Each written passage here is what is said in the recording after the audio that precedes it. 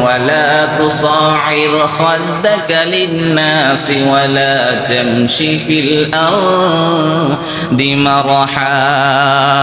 আমাদের বাঙালি জাতির আরেকটা সমস্যা, আমরা নিজের ভুল না খুঁজে অন্যের ভুল খুঁজে বেড়াই।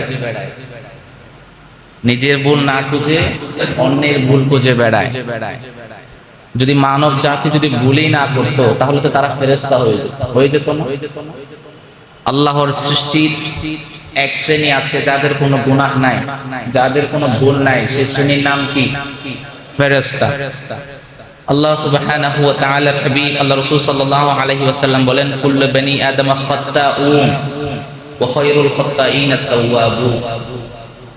সমস্ত বনি আদম সন্তান তারা সবাই ভুলের মধ্যে রয়েছে, তাদের প্রত্যেকেরই ভুল হয়, কিন্তু তাদের মধ্যে সর্বোত্তম ওই ব্যক্তি যে তার ভুলগুলো স্বীকার করে রবের কাছে ফিরে আসে। সেই জন্য মানুষের, সেটা ইমাম সাহেব হোক, সেটা নেতা হোক, সেটা রাষ্ট্রের প্রধান হোক, সবার ভুল হয়, কিন্তু আমরা তার ভুলগুলোকে হাইলাইট না করে তার ভুলটাকে সুন্দর করে সংশোধন করার চেষ্টা করবো ইনশাআল্লাহ।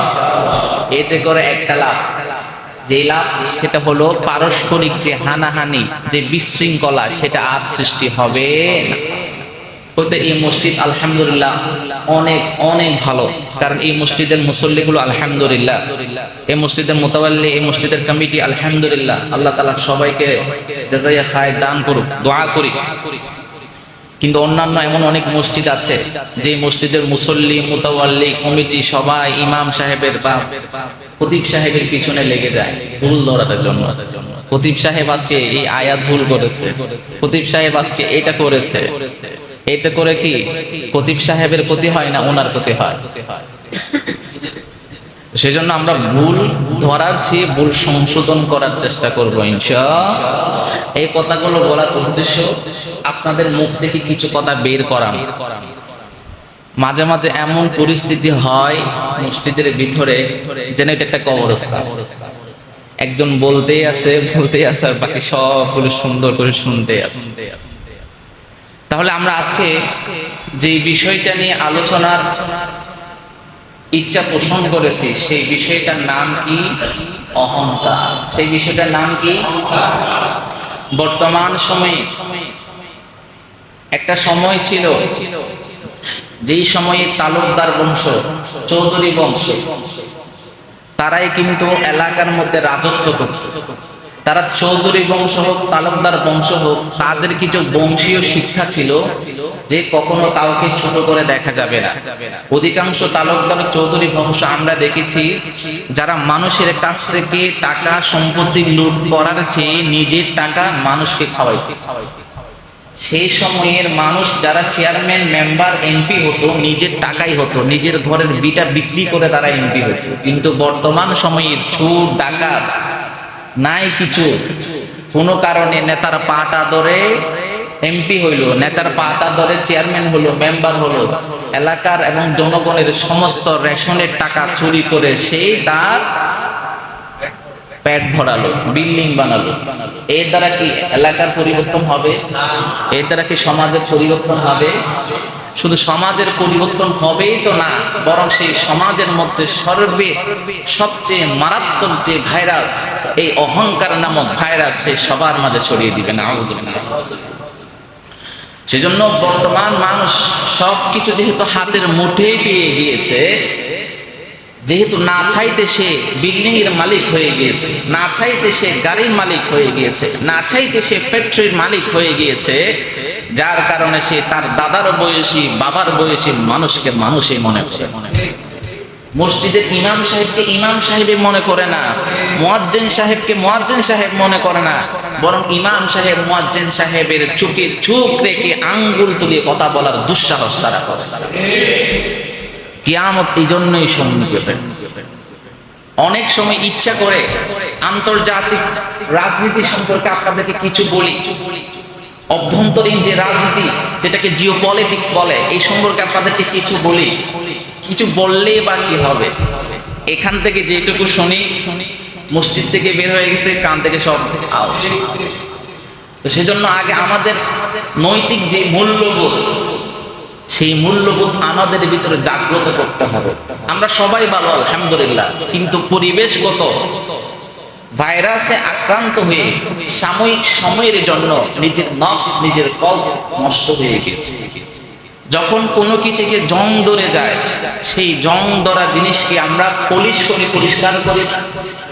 এখন মূল্যবোধ, দ্বীনের কথা, ঈমানের কথা বলে আমাদের যে কলবে জং ধরেছে, সেই জংগুলো আমাদের দূরীভূত করতে হবে ইনশাআল্লাহ। তাহলে অহংকার এটা এমন এক মারাত্মক ব্যাধি। 2020 সালে যে করোনা ভাইরাস এসেছিল, সামান্য একটা ভাইরাস গোটা বিশ্বকে তাক লাগিয়ে দিয়েছিল। বিশ্বের সবচেয়ে বড় super power America, Russia, Canada, Australia, দক্ষিণ আফ্রিকা, সাউথ আফ্রিকার মতো, এই যে এশিয়ার ইন্ডিয়া, চায়নার মতো বিশ্বের সবচেয়ে সুপার পাওয়ার, তারা হিমশিম গড়িমিল করছিল যে কি ভাইরাস আসছে, যে ভাইরাসের কোনো ওষুধ আবিষ্কার করা যাচ্ছে না। মুহূর্তের মধ্যে ইকোনমিক সেক্টর ধস নেমে গিয়েছে, প্রশাসনিক সেক্টরে ধস নেমে গিয়েছে, মেডিকেল সেক্টরের মধ্যে ধস নেমে গিয়েছে, অক্সিজেনের অভাব, সবকিছুর অভাব। যিনি দিয়েছেন তিনি কে? আল্লাহ সুবহানাহু ওয়া তাআলা। এই জন্য বলেছেন ওয়ালাহুল কিবরিয়াউ ফিস সামাওয়াতি ওয়াল আরদ। অহংকার যিনি করবে, অহংকার করার অধিকার যার আছে তিনি কে? কারণ তিনি এই আসমান এবং জমিন, এই আসমান এবং জমিনের যা কিছু আছে সব কিছুর সৃষ্টিকর্তা একমাত্র তিনি। সেজন্যই যিনি একমাত্র সব কিছুর সৃষ্টিকর্তা, অহংকারের অধিকার একমাত্র সেই ছাড়া আর কারো নাই। যদি অহংকার করার অধিকার একমাত্র যদি কারো করার থাকতো, কেউ যদি অনুমোদন পাইতো, তিনি হতেন আমাদের প্রিয় নবী জনাব মুহাম্মদ মুস্তাফা সাল্লাল্লাহু আলাইহি ওয়াসাল্লাম। কারণ 1 লক্ষ কিংবা 2 লক্ষ যত পয়গম্বর আল্লাহ সুবহানাহু ওয়া তাআলা এই পৃথিবীতে প্রেরণ করেছেন, প্রত্যেকটা নবী রাসূলের সমস্ত কোয়ালিটিস, ক্যারেক্টারিস্টিক্স, গুণাবলী সবগুলো আল্লাহ সুবহানাহু ওয়া তাআলা একত্রে যে রাসূলের সিনার মধ্যে, যে রাসূলের শরীরের মধ্যে, যে রাসূলের মধ্যে তিনি ঢেলে দিয়েছেন, তিনি কে? আল্লাহ রাসূল সাল্লাল্লাহু আলাইহি ওয়াসাল্লাম, যিনি মদিনায় বসে গোটা বিশ্বকে নিয়ন্ত্রণ করার অধিকার, পাওয়ার যার ছিল, তিনি কে? মুহাম্মদ মুস্তাফা সাল্লাল্লাহু আলাইহি ওয়াসাল্লাম। সেই সময়ের রোম সম্রাট, পারস্য, মিশর, সেই সময়ের দাপট প্রভাবশালী শাসক, যারা আল্লাহ রাসূল সাল্লাল্লাহু আলাইহি ওয়াসাল্লামের পদতলে মাথা নত করতে বাধ্য হয়েছে, তিনি কে? আল্লাহ রাসূল সাল্লাল্লাহু আলাইহি ওয়াসাল্লাম। যদি আল্লাহর পক্ষ থেকে অহংকার করার যদি অনুমোদন পেত, তাহলে তিনি সে আল্লাহ রাসূল সাল্লাল্লাহু আলাইহি ওয়াসাল্লাম, তিনি নিজেও অনেক বেশি নম্র ছিলেন এবং তিনি বলেছিলেন মান তাওয়াযা লিল্লাহ রাফাআহুল্লাহ। যে ব্যক্তি আল্লাহর জন্য অন্যের প্রতি নম্র হবে, আল্লাহর জন্য অন্যের সাথে নম্রভাবে, কোমলভাবে কথা বলবে, অন্যের কাছে নিজেকে ছোট করে প্রকাশ করবে, রাফাআহুল্লাহ, আল্লাহ সুবহানাহু ওয়া তাআলা তাকে, তার সম্মানকে সবার সামনে উঁচা করে দেবে। এটা কার শিক্ষা? আল্লাহ রাসূল সাল্লাল্লাহু আলাইহি ওয়াসাল্লামের শিক্ষা। সেজন্য করোনা ভাইরাস যেমন দীর্ঘ এক সময় গোটা বিশ্বের মাঝে আতঙ্ক সৃষ্টি করে দিয়েছে। সামান্য একটা ভাইরাস, যেটা দেখা যায় না, যেটা ছোঁয়া যায় না, যেটাকে অনুভব করা যায়, এমন একটা ভাইরাস যদি আমার আল্লাহর পক্ষ থেকে এসে গোটা বিশ্বের প্রত্যেকটা সুপার পাওয়ার কান্ট্রি যদি থমকে দাঁড়ায়, যে সামান্য ভাইরাসের কারণে যদি পৃথিবীর সুপার পাওয়ারের সবচেয়ে শক্তিধর রাষ্ট্রনায়ক যদি গাবড়ে যায়, যে গাবড়ে যাওয়া থেকে আমার আল্লাহ সুবহানাহু ওয়া তাআলা এটা শিক্ষা দিলেন, আমার সামান্য একটা ভাইরাস যদি গোটা বিশ্ব যদি গাবড়ে যায়, আমি আল্লাহর পক্ষ থেকে যদি আযাব আসতে তাকে, পৃথিবীর কোন ব্যক্তির এমন কোনো পাওয়ার নাই আমার আযাবকে রুখে দেওয়া। সেজন্য অহংকার করো না। হযরত লুকমান আলাইহিস সালাতু ওয়াস সালাম পৃথিবীর একমাত্র ব্যক্তি যাকে আল্লাহ সুবহানাহু ওয়া তাআলা অফার করেছিলেন, হে লুকমান তুমি কি নবী হবে? তাকে নবুয়তের অফার দিয়েছেন, হিকমতের অফার দিয়েছেন। লুকমান আলাইহিস সালাতু ওয়াস সালাম বললেন, ইয়া আল্লাহ, আপনি সবাইকে তো নবুয়ত দিয়েছেন, আমাকে হিকমত দেন, আমাকে জ্ঞানী বানান। আমার আল্লাহ সুবহানাহু ওয়া তাআলা হযরত লুকমান আলাইহিস সালাতু ওয়াস সালামকে জ্ঞান দান করেছেন, হিকমত দান করেছেন। লুকমান আলাইহিস সালাতু ওয়াস সালাম তার সন্তানকে উপদেশ দিলেন, যেই উপদেশ আমার আল্লাহ সুবহানাহু ওয়া তাআলার কাছে এত বেশি পছন্দ হয়ে গিয়েছে, যেটি আল্লাহ সুবহানাহু ওয়া তাআলা পরবর্তী উম্মতে মুহাম্মাদের শিক্ষার জন্য কোরআনের মধ্যে দিয়ে বললেন, ওয়ালা তুসাইর খাদ্দাকা লিন-নাসি ওয়ালা তামশি ফিল আরদি মারহা। লুকমান আলাইহিস সালাতু ওয়াস সালাম তার সন্তানকে বললেন, হে আমার বেটা, হে আমার আদরের সন্তান, দুনিয়ার মধ্যে কখনো ধম্বভাবে চলাফেরা করবে না, চলাফেরা করার ক্ষেত্রে কখনো কারো কাছ থেকে মুখ ফিরিয়ে নিবে না। ওয়ালা তামশি ফিল আরদি মারহা, পৃথিবীর মধ্যে অহংকার ভাব নিয়ে চলাফেরা করবে না, অহংকার প্রদর্শন করবে না।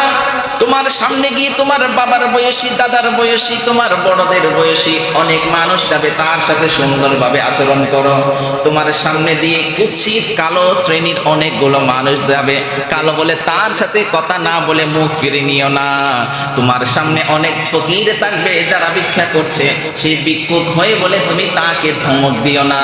আমার আল্লাহ সুবহানাহু ওয়া তাআলা তার হাবিবকে বললেন, ওয়া আম্মাস সাইল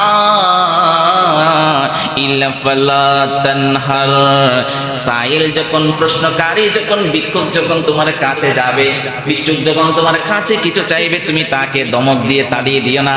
আমরা যখন গাড়িতে উঠে বসি, এসি যখন ছেড়ে যায়, এসির পাওয়ারে আমাদের শরীর যখন ঠান্ডা হয়ে যায়, এক ভিক্ষুক এসে যখন গাড়ির দরজায় যখন নক করে মামা কিছু দেন, তখন আমরা তাকে তাড়িয়ে দিই কি দিই না?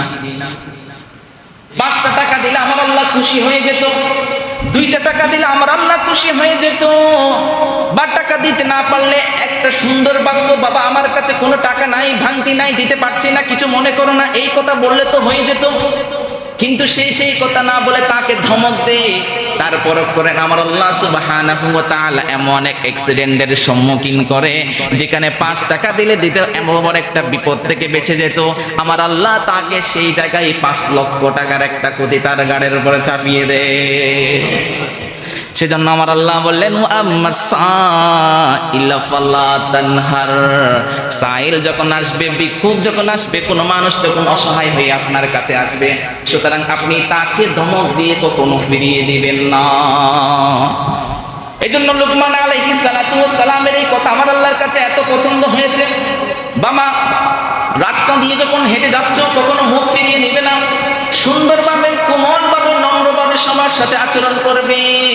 ধম্ব প্রকাশ করে, অহংকার প্রদর্শন করে দুনিয়ার মধ্যে চলাফেরা করবে না। ইন্নাল্লাহা লা ইউহিব্বু কুল্লা মুখতালিন ফখুর, আমার আল্লাহ সুবহানাহু ওয়া তাআলা যারা দম্ভ করে, অহংকার প্রদর্শন করে, আমার আল্লাহ তাদেরকে পছন্দ করে না।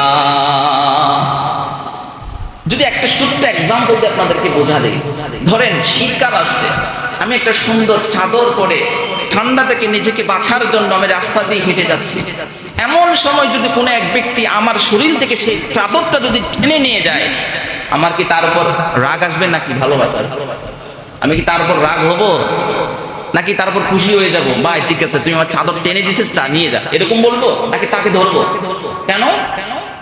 কারণ আমি এই চাদরটা আমার পছন্দের চাদর, এবং আমি এই চাদরটা পরেছি যেন নিজেকে সুন্দর লাগে, ঠান্ডা থেকে নিজেকে বাঁচাইতে পারি।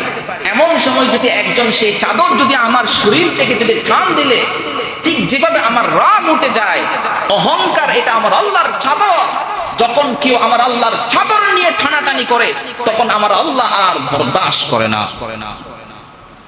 সেজন্য লুকমান আলাইহিস সালাতু ওয়াস সালামের এই উপদেশ আমার আল্লাহর কাছে এত বেশি পছন্দ হয়েছে, যার ফলশ্রুতিতে সেই উপদেশ আমার আল্লাহ সুবহানাহু ওয়া তাআলা কোরআনের মধ্যে নিয়ে এসেছেন। আল্লাহ রাসূল সাল্লাল্লাহু আলাইহি ওয়াসাল্লাম বলেন, লা ইয়াদখুলুল জান্নাতা মান কানা ফি কলবিহি মিসকালা যাররাতিন মিন কিবর। আল্লাহ রাসূল সাল্লাল্লাহু আলাইহি ওয়াসাল্লাম বলেন, যে ব্যক্তির অন্তরে দানা পরিমাণ যদি কোনো অহংকারের চিহ্ন থাকে, সেই ব্যক্তি কখনো জান্নাতে প্রবেশ করতে পারবে না। সেজন্য কি আমরা কি অহংকার নিয়ে বাঁচতে চাই নাকি কোমলতা নিয়ে বাঁচতে চাই? আমরা সকলে ইবলিসের কথা জানি। যে ইবলিস সাইয়্যিদুল মালায়েকা ছিল, ফেরেশতাদের সর্দার ছিল। 30,000 বছর আসমানের আরশ যেটা আছে আল্লাহর আরশ পাহারা দিয়েছিল। এই ইবলিস আল্লাহ সুবহানাহু ওয়া তাআলার কাছে সামান্য একটা তর্ক করার কারণে আমার আল্লাহ তাকে জান্নাত থেকে বের করে দিল। যখন আল্লাহ সুবহানাহু ওয়া তাআলা বললেন উসজুদ লি আদম, আদম আলাইহিস সালাতু ওয়াস সালামকে যখন সৃষ্টি করলেন, আল্লাহ সুবহানাহু ওয়া তাআলা সমগ্র ফেরেশতাদেরকে বললেন আমার আদমকে সিজদা করো।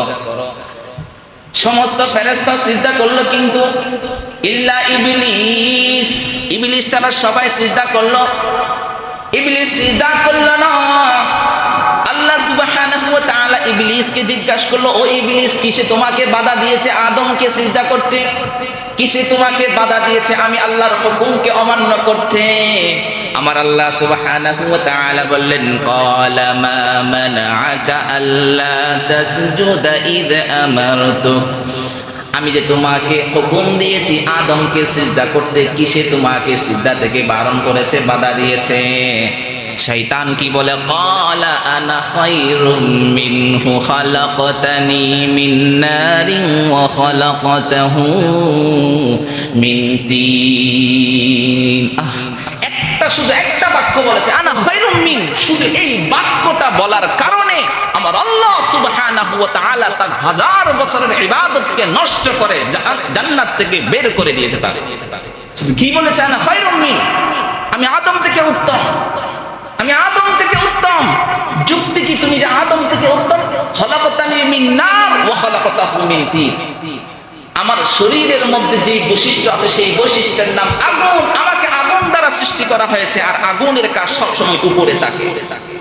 আর আদমকে সৃষ্টি করা হয়েছে, আদমের দেহের মধ্যে যেই বৈশিষ্ট্য সেই বৈশিষ্ট্য হলো মাটি, আর মাটির কাজ সবসময় কোথায় থাকে? নিচে থাকে। শুধু যুক্তি দেখিয়েছে। আমার আল্লাহ সুবহানাহু ওয়া তাআলা তার গাঢ় ধরে বলেছেন, যুক্তির নাম ইসলাম নয়, বরং ইসলাম হলো আল্লাহ এবং তার রাসূল বলেছে, যেটা বলেছে সেটা মানার নাম ইসলাম। সেটা ইসলাম যুক্তি দিয়ে চলবে না, ইসলাম যুক্তি দিয়ে চলবে না। অনেকে আমাদেরকে যুক্তি দিয়ে ইসলাম শিখাতে আসে।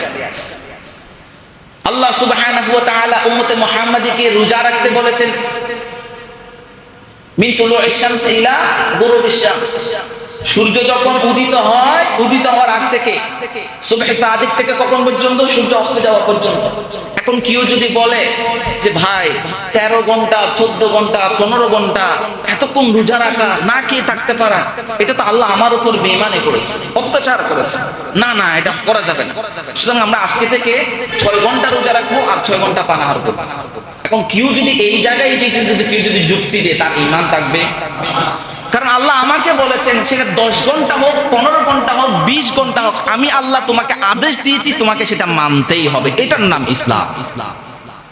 সুতরাং যুক্তি যদি দিবে, যে যুক্তি দিতে এসেছিল, যে যুক্তি দিয়ে ইসলামকে খণ্ডন করার চেষ্টা করেছিল, যে যুক্তি দিয়ে ইসলামকে মানার চেষ্টা করেছিল, আমার আল্লাহ সুবহানাহু ওয়া তাআলা ইবলিসকে যেভাবে গাঢ় ধরে জান্নাত থেকে বের করে দিয়েছেন, সেই সমস্ত ব্যক্তিদেরকে ইসলাম থেকে বের করে দিয়েছে।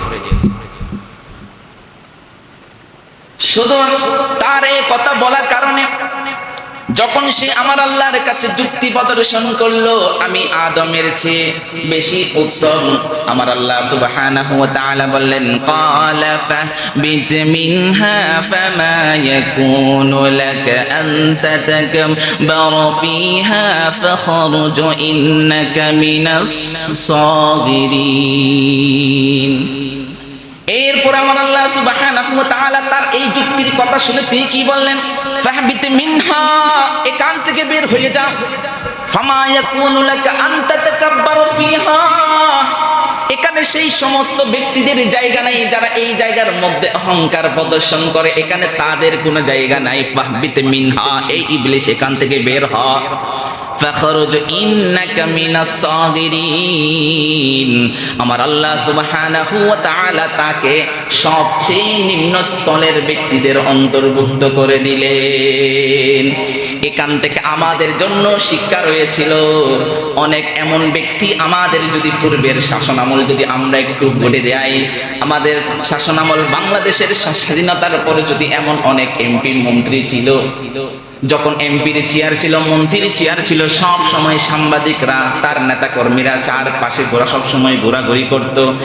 মন্ত্রিত্ব চলে গেল, এমপিত্ব চলে গেল, দিনের পর দিন হসপিটালের বেডের মধ্যে পড়ে আছে, নাই কোনো নেতা কর্মী, নাই কোনো সংবাদ মিডিয়া।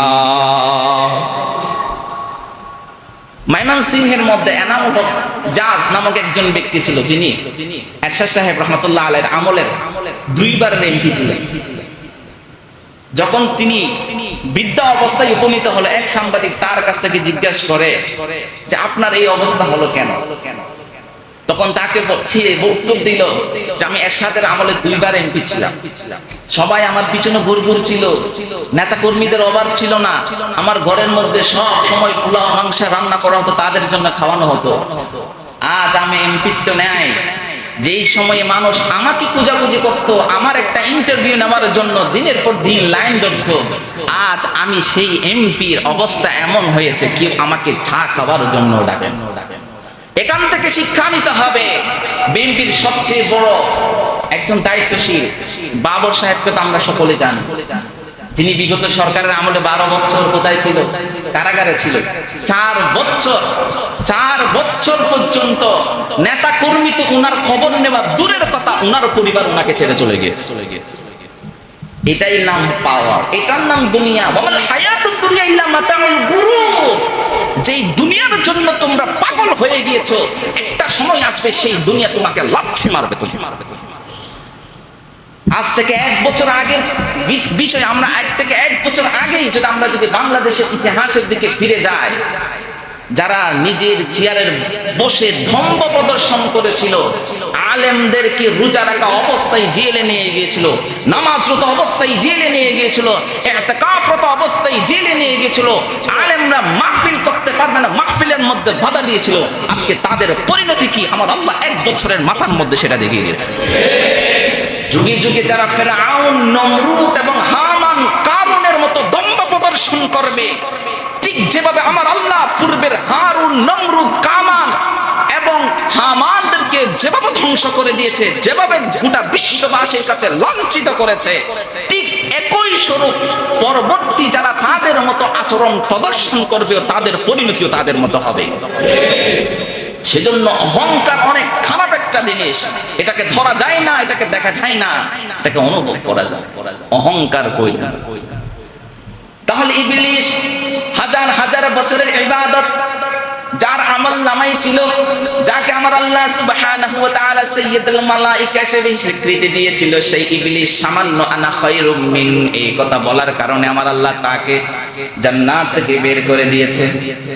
সেজন্য এখান থেকে আমাদের জন্য শিক্ষা হলো, ও উম্মতে মুহাম্মাদি, অহংকার করিস না, অহংকার করিস না।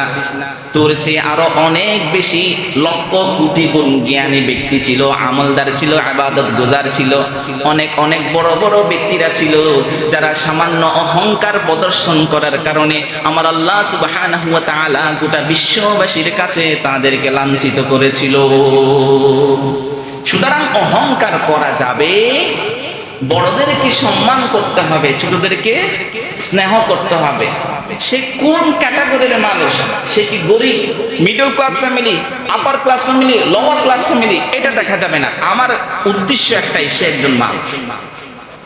আমার একটাই উদ্দেশ্য, সে একজন মানুষ। সে একজন মানুষ হিসাবে আমার তার সাথে কি করতে হবে? আচরণ করতে হবে। আমরা সকলে ফিরআউনের কথা জানি। ফিরআউন যখন লাঞ্ছিত হলো, আমার আল্লাহ সুবহানাহু ওয়া তাআলা ফিরআউনের কাছে মুসা আলাইহিস সালাতু ওয়াস সালামকে প্রেরণ করার সময় বললেন ইযহাব ইলা ফিরআউনা ইন্নাহু তাগা।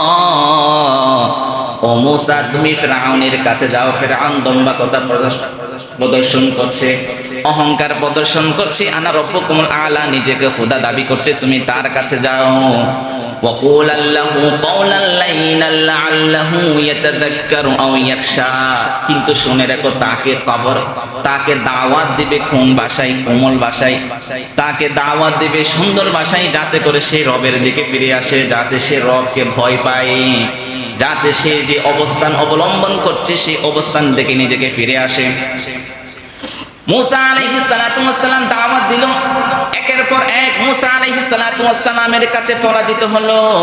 জাদুকর আনলো, জাদুকরের মাধ্যমে মুসা আলাইহিস সালাতু ওয়াস সালামকে পরাজিত করে নিজেই সম্মানের চেয়ারে বসতে চেয়েছিল। এই জন্য এরপরে যখন জাদুকররা মুসা আলাইহিস সালাতু ওয়াস সালামের পদতলে যখন পতিত হলো, মুসা আলাইহিস সালাতু ওয়াস সালাম যে সত্য নবী এটা যখন জেনে গেল, তখন তারা বলল ফাউলকিয়াস সাহরাতু সুজদান ক্বালু আমান্না বিরাব্বিল আলামিন রব্বি মুসা ওয়া হারুন। যখন ফিরআউনের জাদুকররা মুসা আলাইহিস সালাতু ওয়াস সালামের কাছে পরাজিত হলো, পরাজিত হওয়ার পর মুসা আলাইহিস সালাতু ওয়াস সালাম যে সত্য নবী এটা যখন জানা করলো, তখন তারা মুসা আলাইহিস সালাতু ওয়াস সালামের সামনে সিজদার মধ্যে লুটিয়ে পড়ল এবং তারা বলল ক্বালু আমান্না বিরাব্বিল আলামিন, আমি সেই মহান প্রতিপালকের উপর আমরা ঈমান এনেছি যিনি এই পৃথিবী, এই ভূমণ্ডল এবং নবমণ্ডল সৃষ্টি করেছেন। রব্বি মুসা ওয়া হারুন, আমরা ঈমান এনেছি মুসা এবং হারুনের প্রতিপালকের প্রতি। যখন ফিরআউনের সামনে, যখন ফিরআউনের জাদুকররা মুসা আলাইহিস সালাতু ওয়াস সালামের কাছে পরাজিত হয়ে যখন ঈমান আনলো, এরপর ফিরআউন তাদেরকে ধমক দিয়ে বলল, অহংকার প্রদর্শন করে বলল ক্বালা আমানতুম লাহু ক্বাবলা আন আযানা লাকুম ইন্নাহু লাকাবীরুকুমুল্লাযী আল্লামাকুমুস সিহর। মুসা আলাইহিস সালাতু ওয়াস সালাম যখন সিজদায় লুটিয়ে পড়ল এবং তারা যখন মুসা আলাইহিস সালাতু ওয়াস সালামের রবের উপর যখন ঈমান এনে ফেললো, ফিরআউন এবার তাদেরকে উদ্দেশ্য করে বলল, তোমরা তার প্রতি ঈমান এনেছো আমার অনুমতি ছাড়া, আমার অনুমতি ছাড়া তোমরা তার প্রতি ঈমান এনেছো? কি সাহস তোমাদের! এই দ্বন্দ্বকতা যখন প্রদর্শন করলো, আমার আল্লাহ সুবহানাহু ওয়া তাআলা বললেন, এই ফিরআউনকে তো অনেকবার সুযোগ দিয়েছি, আর নয় আর কোনো সুযোগ তার নাই। সে তো প্রথমে বলেছিল আনা রাব্বুকুমুল আলা, আমি সবার বড় খোদা। এরপরে মুসা আলাইহিস সালাতু ওয়াস সালামের সামনে যখন জাদুকররা ঈমান আনলো, জাদুকরকে প্রশ্ন করলো, আমার অনুমতি ছাড়া তোরা ঈমান আনলি কেন?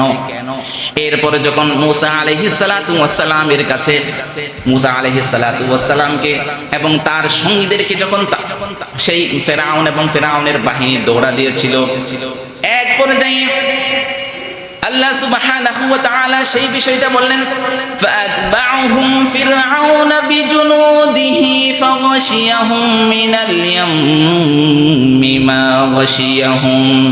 এরপরে মুসা আলাইহিস সালাতু ওয়াস সালাম এবং তার যে সৈন্যদল তথা বনি ইসরাইলকে ফিরআউন এবং ফিরআউনের সদলবদরা দৌড়ানো শুরু করলো, তাদেরকে অনুসরণ করা শুরু করলো এবং তাদেরকে সাগরের তরঙ্গ যেটা আছে সেটা তাদেরকে আচ্ছন্ন করে নিল। সাগরের তরঙ্গ যখন ফিরআউন এবং ফিরআউনের সৈন্যদলকে তরঙ্গ যখন তাকে স্পর্শ করলো, তাদেরকে আচ্ছন্ন করে ফেললো। এরপরে ফিরআউন বলল ক্বালা আমানতু আন্নাহু লা ইলাহা ইল্লাল্লাযী আমানাত বিহি বানু ইসরাঈল। ফিরআউনকে যখন আমার আল্লাহ সাগরের পানিতে যখন আচ্ছন্ন করলো, ফিরআউন বুঝতে পারলো এই বুঝি এখন আমার আর কোনো ক্ষমতা চলবে না। তখন ফিরআউন বলতে লাগলো, আমি বনি ইসরাঈলের প্রভুর উপর ঈমান এনেছি। আমার আল্লাহ বলে আল্লাহ কদ আসাইতা, আল্লাহ কদ আসাইতা ক্বাবলু ওয়া কুনতা মিনাল মুফসিদিন। এখন ঈমান আনলে তো হবে না, তোমার কাছে তো আমার পক্ষ থেকে অসংখ্য নিদর্শন গিয়েছে, অসংখ্য ওয়ার্নিং তোমাকে করা হয়েছে, তুমি তো কিন্তু সেই সময় আমার সেই নিদর্শন, আমার সেই সতর্কতা তুমি অবলম্বন করোই নাই, তো করোই নাই, বরং তুমি দুনিয়ার মধ্যে ফাসাদ সৃষ্টি করেছো। আমার আল্লাহ এইভাবে তাকে ফিরিয়ে দিলেন এবং তাকে পানিতে ডুবিয়ে মারলেন। এখান থেকেও আমাদের জন্য শিক্ষা রয়েছে, অহংকার প্রদর্শন করলে যেভাবে ফেরাউন আমার আল্লাহর হাত থেকে বাঁচতে পারে নাই, ঠিক তদ্রূপ আমরাও অহংকার প্রদর্শন করলে আমরাও বাঁচতে পারবো না। ফেরাউনের কাছে শক্তি ছিল, সামর্থ্য ছিল, এম্পায়ার ছিল, তার রাজত্ব ছিল, সৈন্য ছিল, শক্তি ছিল, টাকা ছিল, অর্থ ছিল, জ্ঞান ছিল, এবং এমন জ্ঞান আমার আল্লাহ তাকে দিয়েছে, এমন শক্তি পাওয়ার আমার আল্লাহ তাকে দিয়েছে, যার ফলশ্রুতিতে সেই জমিনের উপর দাঁড়িয়ে নিজেকে প্রভু দাবি করতে পেরেছে।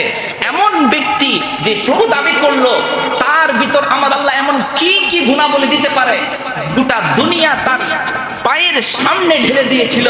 সামান্য একটু অহংকার প্রদর্শন করার কারণে সেই ফেরাউন তার অস্তিত্ব ধরে রাখতে পারে নাই। এখান থেকেও আমাদের জন্য শিক্ষা রয়েছে কি, ফেরাউন সেই সময়ের জগৎ বিখ্যাত একজন শাসক ছিল, সবচেয়ে বড় শক্তিধর একজন শাসক ছিল, রাষ্ট্রনায়ক ছিল, রাজা ছিল। সে এত কিছু ক্ষমতা থাকার পরও সে নিজের অস্তিত্ব যেমন ধরে রাখতে পারে নাই। আমাদের মাঝে কি এমন কেউ আছে যাকে আমার আল্লাহ ফেরাউনের মতো ধন দিয়েছে, ফেরাউনের মতো পাওয়ার দিয়েছে, ফেরাউনের মতো শক্তি দিয়েছে, ফেরাউনের মতো রাজত্ব দিয়েছে? আছে? নাই। আমরা তো ছোট্ট একটা ইউনিয়নের মেম্বার হয়ে গেলে মনে করে যে পৃথিবীর সবচেয়ে বড় ব্যবসা। একটা ইউনিয়নের না, সরকারের পক্ষ থেকে তাকে বেতন দেওয়া হয় 12,000 টাকা। যখন তার চাকরির মেয়াদ শেষ হয় 3 মাস পরে, 3 বছর 4 বছর, তার অ্যাকাউন্ট হয়ে গেল 12,000 কোটি টাকা। কেমনে রে ভাই? একজন কাস্টম অফিসার, তার বেসিক স্যালারি 35 থেকে 40,000 টাকা। উইথিন 2 থেকে 3 বছরের মাথায় সে কেমনে 3টা 4টা ফ্ল্যাটের মালিক হয়ে যায়? আপনারা কি কখনো চিন্তা করেছেন? সরকারি যারা চাকরি করে, সর্বোচ্চতম যারা পদের মধ্যে আছে, সর্বোচ্চ পদের মধ্যে তাকে যারা 1 লক্ষ টাকাও যদি তারা স্যালারি পায়, এবং বিভিন্ন এই যে 4-5 বছরের মাথায় তারা যত কোটি কোটি টাকার মালিক হয়ে যায়, কেমনে? বিগত শাসন আমলের অনেক বড় বড় অফিসারদেরকে আমরা দেখেছি যারা হাজার হাজার কোটি টাকার মার খেয়ে মানুষের সমস্ত সম্পদ আত্মসাৎ করে টাকাগুলো পাচার করে নাই, পাশাপাশি তার পরিবারকেও পাচার করে দিচ্ছে। আছে না? নাই না। এগুলো তো আপনাদের চোখে পড়ে। হুজুর কিছু বললো, হুজুর কারা? হ্যাঁ, হুজুর আওয়ামী লীগের বিরুদ্ধে বললো, হুজুর বিএনপির বিরুদ্ধে বললো, এটাই বললো হুজুর কারা। সেজন্য আমার আল্লাহ সুবহানাহু ওয়া তাআলা বললেন, আমি তোমাকে সৃষ্টি করেছি, ওমা খালাকতুল জিন্না ওয়াল ইনসা ইল্লা লিয়াবুদুন। আমি তোমাকে সৃষ্টি করেছি, জিন জাতি মানব জাতিকে সৃষ্টি করেছি আমার ইবাদত করার জন্য। গোলামি হবে একমাত্র কার? নাকি নেতার? নাকি নেতার? তাহলে নেতা যে এত আকাম কুকাম করে, তারপরও কেন নেতার প্রতি আপনার এত দরদ? নেতার নামে যদি কেউ, নেতার নামে যদি নেতার ভিডিও, নেতার কুকীর্তি যদি ফাঁস করা হয়, সেই ব্যক্তির বিরুদ্ধে অ্যাকশন নেওয়া হয়, মামলা দেওয়া হয়, অথচ আমাদের সবচেয়ে বড় নেতা তো তিনি, যাকে আমার আল্লাহ সুবহানাহু ওয়া তাআলা মানবতার মুক্তির দূত হিসাবে প্রেরণ করেছেন। তিনি কে? আল্লাহ রাসূল সাল্লাল্লাহু আলাইহি ওয়াসাল্লামকে নিয়ে যখন বাংলার আনাচে কানাচে কটূক্তি হয়, কোন দলের নেতাকে তো সেই ব্যক্তির বিরুদ্ধে একটা কথা বলতে দেখা যায় না। এই বুঝি আমাদের ঈমান। আশিকের রাসূল এগুলাই 12 রবিউল আউয়াল আসলে আশিকের জিলাপি চিন্নি পুরা এখানে শহর চট্টগ্রাম ঢাকার মধ্যে আপনার রেলি করলে কি আশিকের রাসূল হয়ে যায়? হ্যাঁ, মাসে একবার এই গরু জবাই করে সবাইকে খাওয়াই দিলে কি আশিকের রাসূল হয়ে যায়? সাহাবায়ে কেরামরা কি তাদের ইশক এইভাবে প্রদর্শন করেছে? হ্যাঁ, হযরত হানজালা রাদিয়াল্লাহু তাআলা আনহু ইশক কিভাবে প্রদর্শন করেছে? হযরত খাব্বাব রাদিয়াল্লাহু তাআলা আনহু ইশক কিভাবে প্রদর্শন করেছে? হযরত সুমাইয়া রাদিয়াল্লাহু তাআলা আনহা ইশক কিভাবে, হযরত আম্মার ইবনে রাদিয়াল্লাহু তাআলা আনহু ইশক কিভাবে তারা প্রদর্শন করেছে? হযরত বেলাল রাদিয়াল্লাহু তাআলা আনহু ইশক কিভাবে প্রদর্শন করেছে? যদি আশিকে নবী যদি হতে চাও, তাহলে সাহাবায়ে কেরামরা আল্লাহ রাসূলের প্রতি ইশক কিভাবে প্রদর্শন করেছে সেটার দিকে তাকাইতে হবে। সেজন্য অহংকার কইরো না। অহংকার করা মানে নিজের জীবন বিসর্জন দেওয়া। অহংকার মানে নিজের যা কিছু আছে সব কিছু হারানো। এজন্য আল্লাহ রাসূল সাল্লাল্লাহু আলাইহি ওয়াসাল্লাম বলেন, মান তাওয়াযা লিল্লাহ রাফাহুল্লাহ। যে ব্যক্তি আল্লাহর জন্য মানুষের প্রতি কোমল হলো, নম্র হলো, মানুষের সাথে সুন্দর আচরণ করলো, আমার আল্লাহ সুবহানাহু ওয়া তাআলা তাকে সবার কাছে সবার উপরে করে দিবে। দেখবেন এমন অনেক কিছু মানুষ, এই যে রিকশা চালাচ্ছে, এই যে ভ্যান চালাচ্ছে, পাত্তাই দিই না।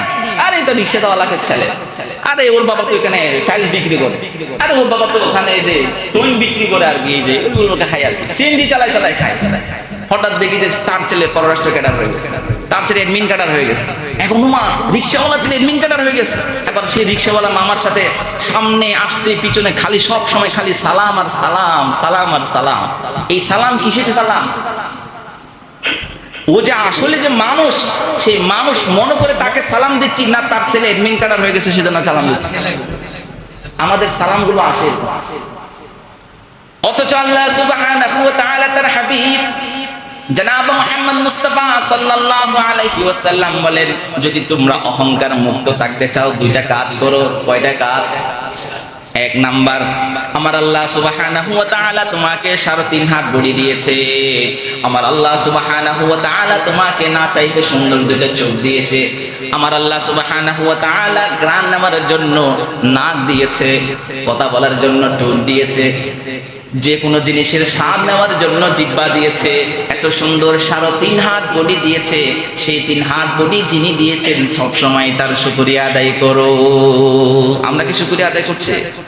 আমি বাড়ি আছে, আমার গাড়ি আছে, তারপরেও আমি স্বপ্ন দেখি আরেকটা বাড়ির কখন মালিক হব। আর যার বাড়ি নাই, গাড়ি নাই, আমার মতো ছোটখাটো আর কি রেন্ট নিয়ে বাসা ভাড়া নিয়ে থাকে, আমি চিন্তা করি, ইস আমার একটা যদি ফ্ল্যাট হতো, ইস আমার যদি একটা গাড়ি হতো। এই জন্য আমার আল্লাহ সুবহানাহু ওয়া তাআলা বললেন, আমি তোমাকে যে অবস্থায় রেখেছি সেই অবস্থায় তুমি খুশি থাকো। তুমি যার মতো হতে চাও, কোটি বাড়িওয়ালা গাড়িওয়ালা, তার ঘরের মধ্যে গিয়ে দেখো স্বামী স্ত্রীর মধ্যে মিল মোহাব্বত নাই। সন্ধ্যা যখন বাড়িতে ফিরে আসে, জামাই পরকিয়া নিয়ে পরনারীর সাথে বেরিয়ে যায়, তার স্ত্রী পরপুরুষের সাথে বেরিয়ে যায়, তার মেয়ে আরেকজনকে নিয়ে বেরিয়ে যায়, তার ছেলে আরেকজনকে নিয়ে বেরিয়ে যায়। আছে কি নাই? এমন অনেক বড় লোকের পরিস্থিতি আমরা দেখেছি, মেয়ে তার বাবা মাকে জবে করে দিয়েছে ঘুমরত অবস্থায়। আছে কি নাই? এটা তো কোনো কল্প কাহিনী নয়, এটা বাংলাদেশে ঘটনা ঘটেছে। ঐশীকে তো আমরা সবাই চিনি না? কি রে আপনারা চিনেন না? বাংলাদেশে খবর টবর নেন না নাকি? নাকি আমি যেটা বলতেছি না হুজুর কোনো বুলতুল বলতেছে? মানে আজকে ইউটিউবে চার্জ দিইনি, ঐশী কি না? ঐশী, জাস্ট ঐশী শব্দটা চার্জ দিলে হয়ে যাবে। কোথায়? ইউটিউবে চার্জ দিন, সবগুলো তার আকান্ত কম সব বেরিয়ে আসবে। এরকম ঐশীর মতো হাজারো ঐশী বাংলার মাটিতে এখনো আছে, যাদের বাবা মা অতিরিক্ত প্রশ্রয়, অতিরিক্ত আদর, অতিরিক্ত যত্ন দেওয়ার ফলে মেয়েগুলো তখন আর মানুষ থাকে না, তখন অমানুষ হয়ে যায়। বারের মধ্যে বন্ধু নিয়ে ঘোরাঘুরি করে, আড্ডা দেয়, সারা রাত মদ খেয়ে পড়ে থাকে। বাবা মা যখন তাকে বাধা দেয়, তখন বাবা মাকে দুনিয়া থেকে খতম করে দেয়। আছে না নাই? এমন অনেক মেয়ে তো গত পরশুদিন আগে দেখলাম, ময়না নামক একজন মেয়ে, তার মা তার চাচার সাথে পরকীয়া লিপ্ত এবং তার অবৈধ কর্মের মধ্যে লিপ্ত হয়েছে। এই দৃশ্য যখন মেয়ে দেখলো, সেই মেয়েও তার মায়ের কাছে শত্রু হয়ে গেল। মা এক মুহূর্তের মধ্যে বলে গেল যে সে আমার মেয়ে, যাকে আমি 10 মাস 10 দিন পেটের মধ্যে ধারণ করেছি, সেই মেয়েকেও তার মা মেরে ফেললো। কিসের কারণে? পরকিয়া করার কারণে। এই জন্য আমার আল্লাহ সুবহানাহু ওয়া তাআলা বললেন, যে ঘরের মধ্যে দ্বীন নাই সেই ঘরটা হলো জাহান্নামের টুকরা। সেজন্য আমার সন্তানকে যদি আমি ইংলিশ মিডিয়ামে পড়াই, আমার সন্তানকে যদি আমি ব্যারিস্টার, ডাক্তার, ইঞ্জিনিয়ার পড়াই, যে তাকে কোনো ধরনের ধর্মীয় শিক্ষা দেওয়া ছাড়াই, তাহলে মনে করবেন আপনার জন্য শনি অপেক্ষা করছে, বৃদ্ধাশ্রম আপনার জন্য অপেক্ষা করছে। আপনি বৃদ্ধাশ্রমে গিয়ে দেখেন, আমার 2টা রিপোর্ট আছে, 2টা লেখা আছে বৃদ্ধাশ্রম নিয়ে।